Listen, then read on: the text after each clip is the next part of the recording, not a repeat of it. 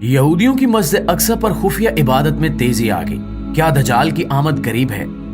अस्सलाम वालेकुम दोस्तों, क्या यहूदी अपने मसीहा की आमद के लिए तैयार हो चुके हैं? क्या वो इस खुशगुमानी में हैं कि वो दुनिया पर राज करने वाले हैं? आज जब दुनिया फलस्तीन और इसराइल में जारी जंग को तीसरी जंग अजीम का आगाज करार दे रही है और इसराइल जो इतनी बेदर्दी से फलस्तीनियों की नस्ल कुशी में मसरूफ है, इस सब के पीछे उस मजहबी रुझान का अमल दखल है कि जिसमें इन्हें मस्जिद अक्सा पर अपना कब्जा चाहिए ताकि वो तीसरे हैकल की तामीर अमल में ला सके और इस दौरान फलस्तीनी मुसलमान और हमास जैसी तंजीमें इनके रास्ते में न आए। यहूदियों का ख्याल है कि वो फलस्तीन को पहले ही शिकस्त दे चुके हैं, चुनांचे अब इन्हें कोई रोकने वाला नहीं होगा। यही वजह है कि वो तीसरे हैकल की तामीर के लिए अब ज्यादा पुरजोश है। यहूदियों का जो गिरोह इस सारे अकीदे पर यकीन रखता है, उनके लिए मस्जिद अक्सा पर कब्जा जिंदगी और मौत का मामला है और इस सब से इनके मजहबी जज्बात वाबस्ता हैं। लेकिन यहूदियों के इस अकीदे में किस हद तक सच्चाई है? क्या वाकई इनके मसीहा दज्जाल की आमद करीब है?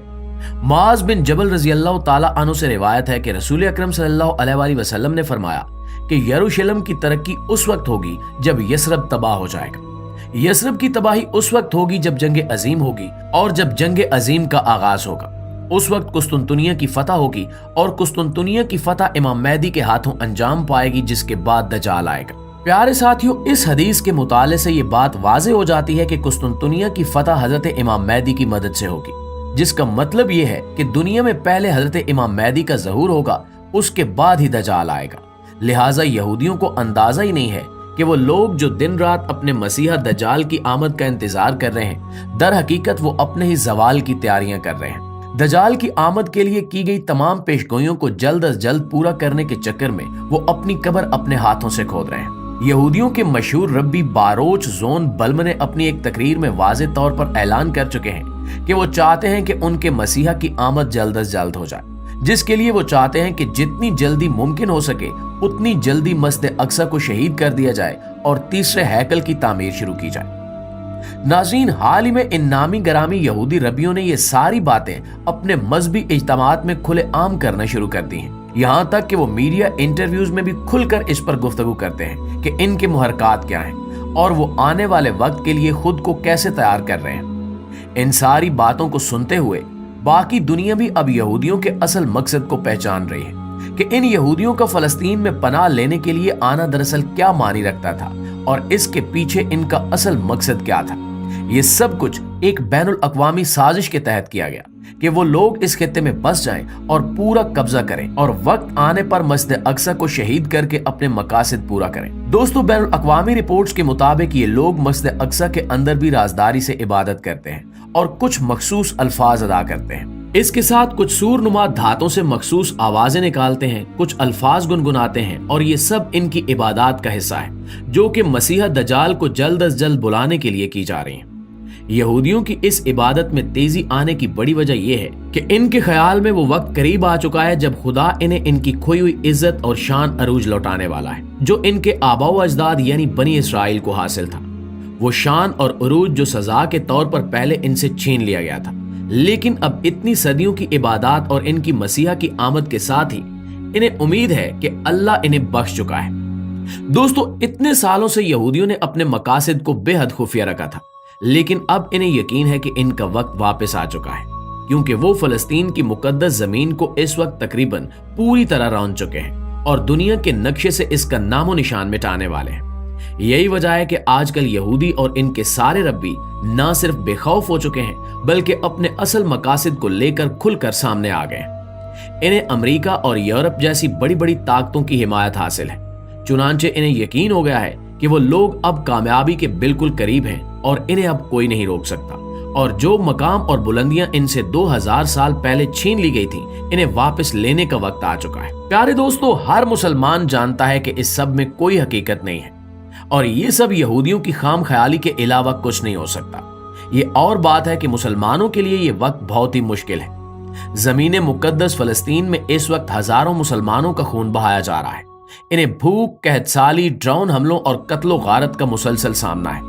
जिंदगी वहां इस वक्त बहुत ही तारीक और बेबस दिखाई दे रही है और निजात का बज़ाहिर कोई रास्ता नजर नहीं आ रहा, लेकिन जब अल्लाह चाहता है तो वो गहरे अंधेरों में भी वहां से रोशनियां ले आता है जहां तक इंसान की सोच भी नहीं जा सकती। हालात यहाँ भी ऐसे ही दिखाई दे रहे हैं, जहां यहूदी इस वक्त दज्जाल की आमद की जोरों शोर से तैयारियां कर रहे हैं, लेकिन वो बेखबर हैं कि इनकी ये तैयारियां हजरत इमाम मेहदी के आने के लिए रास्ता हमवार कर रही हैं, जिसके बाद दरअसल इनकी अपनी शिकस्त लिखी गई है। कहा जाता है कि जुल्म जब हद से बढ़ जाता है तो मिट जाता है, और यहाँ भी हुक्म इलाही से ऐसा ही होने जा रहा है। वो वक्त जब यहूदी अपने आप को पूरी तरह तैयार महसूस करेंगे, लाल बछिया को कुर्बान कर लिया जाएगा और तीसरे हैकल की तामीर भी हो जाएगी, तो यहूदी समझेंगे कि दुनिया की तमाम ताकतें अब इनके पास आ चुकी हैं, और यही वो वक्त होगा जब रब्बे कायनात अपनी ताकत दिखाएगा। यहूदी जिस तेजी से अपनी मजहबी रसूमात को अदा करने में लगे हैं, ऐसा लगता है कि जल्द ही वो पूरी दुनिया पर छा जाएंगे, जबकि हकीकत इसके बिल्कुल उलट है। अल्लाह का वादा है कि जब वो किसी इंसान से राजी होता है तो वो उसके लिए तमाम बुराइयों को अच्छाइयों में बदल देता है।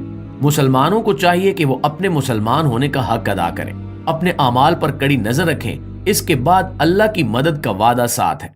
अगर हम मुसलमानों की हजार सालों की तारीख पर नजर दौड़ाएं तो हम देख सकते हैं कि कैसे सहाबा कराम ने दूर दराज के सफर करके दुनिया के कोने कोने तक दीन इस्लाम को पहुंचाया था।